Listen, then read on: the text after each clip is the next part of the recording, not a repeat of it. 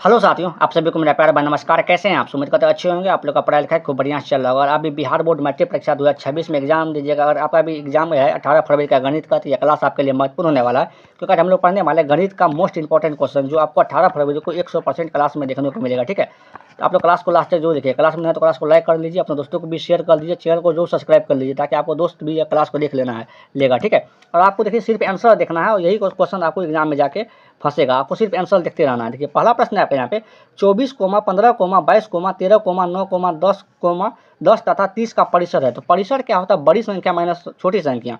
तो देखिए इसमें बड़ी संख्या क्या है? यहाँ पे 30 है। ठीक है, और माइनस हो जाएगा छोटी संख्या। छोटी संख्या कितना है आपका? यहाँ पे 9 हो जाएगा। और 30 में से अगर 9 घटाइएगा तो कितना हो जाएगा आपका? यहाँ पे 21 हो जाएगा। इसका परिसर हो गया आपका 21 हो जाएगा। ठीक है, 21 एक का सही आंसर ऑप्शन नंबर डी हो जाएगा। देखते हैं हम लोग दो का प्रश्न। देखिए दो का प्रश्न है आपका यहाँ पे कि tan स्क्वायर 60 डिग्री का मान है। तो tan स्क्वायर 60 डिग्री का मान क्या होगा? यहाँ प्रश्न है आपका यहाँ पे कि tan स्क्वायर 60 डिग्री, ठीक है, इसका मान पूछा गया। तो tan 60 डिग्री का मान कितना होता है? √3 होता है। तो √3 लिखेंगे, और स्क्वायर है तो क्या करेंगे? यहाँ पे स्क्वायर कर देंगे। स्क्वायर से रूट कैंसिल हो जाता है, तो बचा क्या? आपका 3 बच गया। इसका सही आंसर ऑप्शन नंबर बी हो जाएगा। दो का सही आंसर ऑप्शन नंबर बी होगा, 3 आंसर। देखते हैं हम लोग 3 का प्रश्न। 3 का प्रश्न है आपका यहाँ पे कि cos 90 डिग्री माइनस ए। तो cos 90 डिग्री माइनस ए क्या होता है? आपको पता होगा कि cos 90 डिग्री और माइनस थीटा क्या होता है? तो cos 90 डिग्री माइनस थीटा होता है आपका यहाँ पे sin थीटा।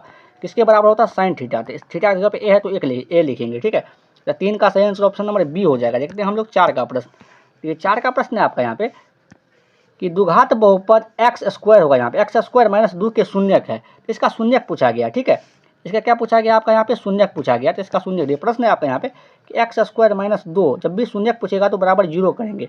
देखिए एक्स स्क्वायर तो एक्स स्क्वायर लिखेंगे, माइनस का 2 है, बराबर को साइड लेके जाए क्या होगा? प्लस का 2 हो जाएगा। देखिए इस साइड स्क्वायर हटाएंगे, अगर स्क्वायर हटाएंगे तो उस साइड रूट लगाएंगे। ठीक है, और लेकिन प्लस माइनस का रूट लग जाएगा, चिन्ह लग जाएगा। ठीक है, तो 2 हो जाएगा।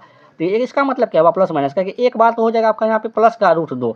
ठीक है, और एक बार क्या हो जाएगा आपका यहाँ पे माइनस का √2। एक्स का 2 मान निकलेगा, एक तो प्लस का √2, एक माइनस का √2। एक प्लस का √2 और एक माइनस का √2, ऑप्शन नंबर बी में है। 4 का सही आंसर ऑप्शन नंबर बी हो जाएगा। देखते हैं हम लोग 5 का प्रश्न। देखिए 5 का प्रश्न है आपका यहाँ पे कि किसी घटना की प्रायिकता का अधिकतम मान होता है। तो किसी भी घटना की प्रायिकता का अधिकतम मान कितना होता है? 1 होता है। ठीक है, अगर आपसे न्यूनतम पूछा जाता है, न्यूनतम 0 होगा, अधिकतम 1 होगा। तो 5 का सही आंसर ऑप्शन नंबर बी हो जाएगा। देखते हैं हम लोग 6 का प्रश्न। 6 का प्रश्न है आपका यहाँ पे कि निम्न में से कौन सी संख्या अभाज्य है? तो अभाज्य संख्या क्या होता है? वैसी संख्या जिसमें एक और स्वयं के अलावा किसी और संख्या से भाग नहीं लगे, उसे क्या कहते हैं? अभाज्य कहते हैं। यहाँ पे देखिए 29 दिया हुआ है ऑप्शन ए में। तो 29 में या तो 1 से भाग लगेगा या 29 से लगेगा, किसी और संख्या से भाग नहीं लगेगा। ठीक है, तो 6 का सही आंसर ऑप्शन नंबर ए हो जाएगा 29। देखते हैं हम लोग 7 का प्रश्न। 7 का प्रश्न है आपका यहाँ पे कि एक अर्धवृत्त का परिमाप 72 सेंटीमीटर है, तो इसकी त्रिज्या होगी। तो एक अर्धवृत्त का परिमाप, अर्धवृत्त का जो परिमाप होता है, इसका फॉर्मूला क्या होता है? r इंटू पाई, r/π+2 होता है। ठीक है, r/π+2 होता है, ये अर्धवृत्त का फॉर्मूला होता है। इसी का मान दिया हुआ परिमाप होता है, तो इसी का मान दिया हुआ 72 के। तो r को तो r लिखेंगे। देखिए 22 का मान क्या रखेंगे आपको? यहाँ पे पाई का मान 22/7 लिखेंगे। ठीक है, और प्लस का क्या हो जाएगा आपका? यहाँ पे 2 हो जाएगा, बराबर कितना होगा आपका? यहाँ पे 72 हो जाएगा। ठीक है, आर का तो आर लिखेंगे। यहाँ पे आर का क्या लिखेंगे? आर लिखेंगे। यहाँ देखिए यहाँ पे क्या हो जाएगा? 1 और 7 कैल्शियम लेंगे तो क्या होगा? यहाँ पे 7 हो जाएगा। तो 22 का 22 लिखेंगे, और प्लस का 7 दूनी कितना हो जाएगा आपका? यहाँ पे 14 हो जाएगा, बराबर कितना होगा आपका? यहाँ पे 72 हो जाएगा। ठीक है, अब देखिए अब क्या लिखेंगे यहाँ पे? अब क्या हो जाएगा आपका? यहाँ पे आर बराबर, आर बराबर हो जाएगा आपका यहाँ पे देखिए आर बराबर आर गुना हो जाएगा। आर गुना कितना हो जाएगा? 22 को और 14 को जोड़ेगा तो कितना होगा? 36 बटे कितना हो जाएगा आपका? यहाँ पे 7, बराबर कितना होगा आपका? यहाँ पे 72 हो जाएगा। ठीक है, 36 को 72 से काटिएगा तो कितना बार में कटेगा? 2 बार में। तो आर का मान यहाँ से कितना निकल जाएगा? 7 दूना का 14। तो इसका त्रिज्या कितना हो जाएगा आपका? यहाँ पे 14 सेंटीमीटर। 7 का सही आंसर ऑप्शन नंबर ए हो जाएगा। देखते हैं हम लोग 8 का प्रश्न। 8 का प्रश्न है आपका यहाँ पे 8 का प्रश्न है आपका यहाँ पे कि दो वृत्त के क्षेत्रफल का अनुपात दिया हुआ है 4:1, तो उनकी त्रिज्याओं का अनुपात होगा। देखिए जब भी आपको दो वृत्त का क्षेत्रफल का अनुपात दिया है, किसका अनुपात दिया है? क्षेत्रफल का। इसका अनुपात दिया हुआ आपका यहाँ पे कि 4:1 दिया है, उसका त्रिज्या का अनुपात पूछा जाएगा। तो त्रिज्या का अनुपात पूछा जाएगा तो आपको क्या करना है? जो दिया है इसका वर्गमूल निकाल लेना है। इसको क्या निकालना है? वर्गमूल निकालना। 4 का वर्गमूल कितना हो जाएगा? 2 हो जाएगा, और 1 का वर्गमूल 1 हो जाएगा। तो इसका त्रिज्या का अनुपात कितना होगा? 2:1 हो जाएगा। 8 का सही आंसर ऑप्शन नंबर बी हो जाएगा। देखते हैं हम लोग 9 नंबर प्रश्न। देखिए 9 का प्रश्न है आपका यहाँ पे कि दोनों का प्रश्न है 3, 5, 4, 3, 2, 3, 1, 3 का बहुलक है। तो बहुलक क्या होता है? वैसी संख्या जो सबसे अधिक बार रिपीट हो उसे क्या कहते हैं? बहुलक कहते हैं। ठीक है, तो आंसर जो होगा इसी 4 में से एक होगा। तो देखिए इस बहुलक जब भी इस टाइप का पूछा जाएगा आपको ऑप्शन से बनाना। देखिए ऑप्शन ए में 1 दिया हुआ है, 1 कितना बार है? 1 बार, इसके सामने में 1 लिख दीजिए। देखिए 5 कितना बार दिया हुआ है? 1 बार दिया हुआ है, इसके सामने में 1 लिख दीजिए। देखिए 4 कितना बार दिया हुआ है? 4 दिया हुआ है 1 बार, इसके सामने में 1 लिख दीजिए। कि 3 कितना बार दिया? 3 दिया हुआ है 1 बार, 2 बार, 3 बार, 4 बार, इसके सामने में 4 लिखिए। तो बहुलक का परिभाषा क्या होता है? वैसी संख्या जो सबसे अधिक बार रिपीट हो सके क्या कहते हैं? बहुलक कहते हैं।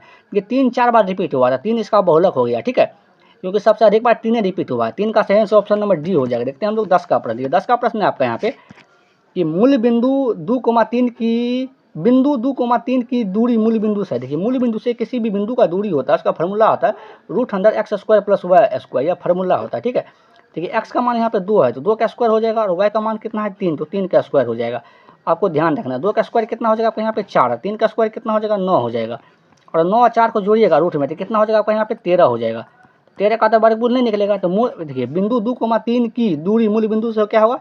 √13 हो जाएगा। ठीक है, 10 का सही आंसर ऑप्शन नंबर सी हो जाएगा। तो ये आपको क्लास को लाइक शेयर सब्सक्राइब जरूर करते रहिए। ठीक है, देखिए 11 का प्रश्न है आपका यहाँ पे कि सेक स्क्वायर 60 डिग्री -1 का मान है। तो सेक स्क्वायर यहाँ दिया हुआ है आपका यहाँ पे कि सेक स्क्वायर 60 डिग्री और -1 इसका मान क्या होगा? सेक 60 का मान कितना होता है? 2 होता है। स्क्वायर क्या करेंगे? स्क्वायर लगा देंगे -1, 2 का स्क्वायर कितना हो जाएगा 4, माइनस का 1, और 4 में से 1 घटेंगे कितना हो जाएगा आपका यहाँ पे 3 हो जाएगा। तो 11 का सही आंसर ऑप्शन नंबर बी हो जाएगा। देखते हैं हम लोग 12 का प्रश्न। 12 का प्रश्न है आपका यहाँ पे कि बिंदु 6, -5 का भुज है। तो भुज क्या होता है? देखिए बिंदु 6, -5 इसके क्या पूछा गया? भुज बोला गया। देखिए पहला मान होता है x का, और x का मान को क्या बोलते हैं हम लोग? भुज बोलते हैं। ठीक है, क्या बोलते हैं? भुज बोलते हैं। दूसरा मान होता है किसका? होता है y को, y को मान को क्या बोलते हैं हम लोग? कोटि बोलते हैं। आपको ध्यान रखना है। देखिए यहाँ पे भुज पूछा गया था, भुज हो जाएगा 6, अगर कोटि पूछा जाता तो -5 होता।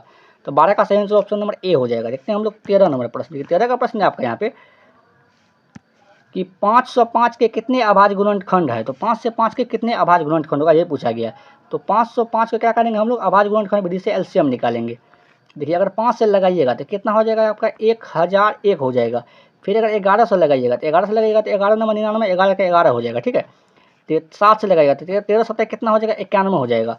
और फिर जब 13 में 13 से लगाइएगा तो एक बार में कितना अभाज्य गुणनखंड हो गया? 1 2 3 4 हो गया। इसका अभाज्य गुणनखंड कितना होगा? 4 होगा। 13 का सही आंसर ऑप्शन नंबर बी हो जाएगा। देखते हैं 14 का प्रश्न। ये 14 का प्रश्न है आपका यहाँ पे कि समांतर श्रेणी 0, -4, -8, -12 का सारबंतर है। सारबंतर क्या होता है? द्वितीय पद माइनस प्रथम पद। द्वितीय पद कितना है आपका यहाँ पे? -4, और प्रथम पद कितना है यहाँ पे? -0 हो जाएगा। डी बराबर देखिए -4 में से अगर 0 घटेंगे तो कितना होगा? -4।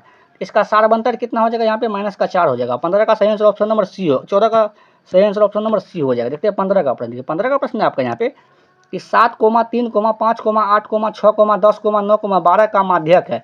माध्यक लिखा रहे या माध्यिका लिखा रहे एक ही बात है। सबसे पहले आपको बढ़ते क्रम में लिखना है। ठीक है, सबसे पहले बढ़ते क्रम में लिखने के लिए 3 लिखेंगे। 3 के बड़ी संख्या क्या है? 3 से बड़ी है आपका यहाँ पे 5, तो 5 लिखेंगे। 5 से बड़ी संख्या क्या है आपका यहाँ पे? 6, तो 6 लिखेंगे। 6 से बड़ी क्या है आपका यहाँ पे? 7, तो 7 लिखेंगे। ठीक है, 7 से बड़ी संख्या क्या है आपका यहाँ पे? 8, तो 8 लिखेंगे। 8 से बड़ी संख्या क्या है आपका यहाँ पे? 9, तो 9 लिखेंगे। 9 से बड़ी क्या है? 10, तो 10 लिखेंगे। 10 से बड़ी क्या है? 12, तो 12 लिखेंगे। सबसे पहले गिनेंगे कितना संख्या होगा? 1 2 3 4 5 6 7 8, यहाँ पे भी 8 होगा। 1 2 3 4 5 6 7 8, 8 हुआ। ठीक है, तो गिनने के बाद 8 आया, एन का मान कितना है? 8 आया। तो 8 सम संख्या है। जब भी सम संख्या आएगा तो 3 संख्या आपको बाईं ओर से छोड़ देना है, 3 संख्या दाईं ओर से छोड़ देना है। ठीक है, बराबर। जैसे कि 10 आएगा तो 4 संख्या बाईं ओर से, 4 संख्या दाईं ओर से, जो बीच में पूरा बचेगा दोनों को जोड़ देना है। तो 7 8 को जोड़ दीजिए और 2 से भाग दे दीजिए। ठीक है, 7 8 कितना हो जाएगा? 15। 15 में अगर 2 से भागा दीजिएगा कितना होगा आपका यहाँ पे? 7.5 हो जाएगा। 7 दशमलव कितना होगा आपका यहाँ पे? 5 होगा। इसका आंसर सही क्या हो जाएगा आपका यहाँ पे? ऑप्शन नंबर बी हो जाएगा। ठीक है, यह आज का अंतिम प्रश्न था। अगर आप यहाँ तक आ गए तो क्लास को लाइक कर लीजिए, अपने दोस्तों को भी शेयर कर दीजिए, और चैनल को जरूर सब्सक्राइब कर लीजिए इसी तरह क्लास देखने के लिए। आज के लिए इतना ही, मिलते हैं अगले क्लास में। Thank you.